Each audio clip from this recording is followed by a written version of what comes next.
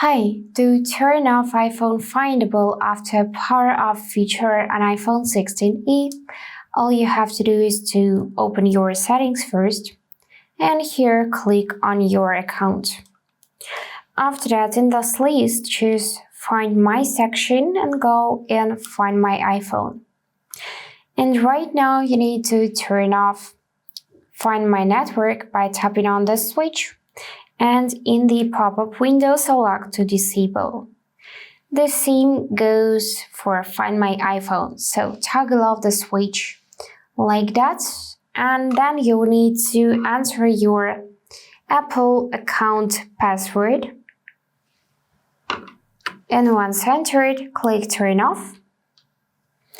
And now it is turning off Find My phone.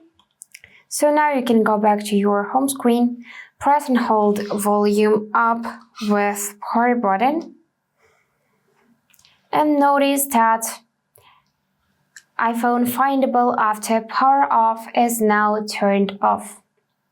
So that's it for today. If this video was helpful, please subscribe, like and comment.